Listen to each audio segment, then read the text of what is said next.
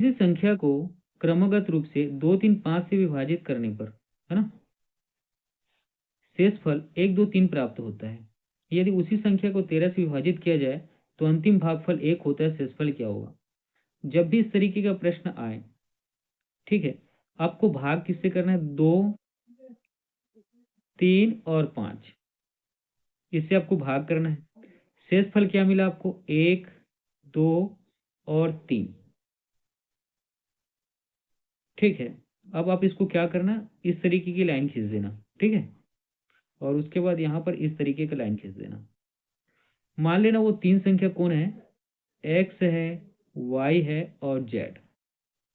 ठीक है, उसके बाद क्या, अंतिम भागफल जो दिया है उसको यहाँ पे लिखना। सारे क्वेश्चन में ऐसे ही करना।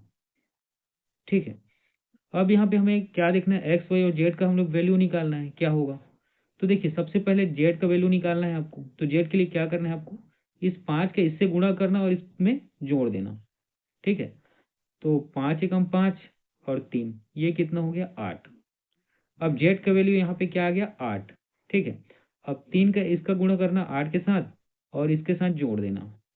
अब y का आपको वैल्यू निकालना है। क्या करेंगे? 3 गुणित 8 और धन 2, ये कितना हो गया? 26 हो गया। इसके बाद अगला आपको देखना है कौन सा? x।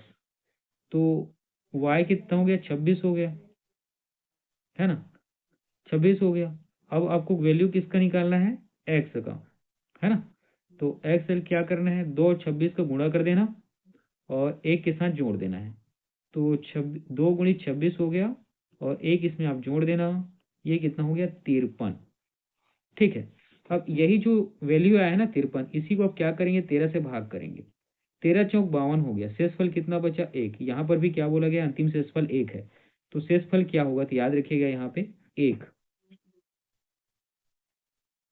ठीक है, यही इस प्रश्न का आपका क्या तो उत्तर है। आपको बस इसी तरीके के पैटर्न में इसको सॉल्व करना है, बाकी तो ठीक है। ये 13 से विभाजित करने पर यदि अंतिम शेषफल 1 है तो शेषफल क्या होगा? तो ये 1 ही हो जाएगा। ठीक है भाई, हर बार हो या ना हो इसकी कोई गारंटी नहीं है। ठीक है, आपको इस तरीके से सॉल्व करना पड़ेगा। तो आपको कम से कम ये तो पता चल जाएगा ना किन संख्या में वाई, जेड, वाई एक्स, ठीक है, ये कौन से हैं। ठीक है, चलिए आगे बढ़ते हैं।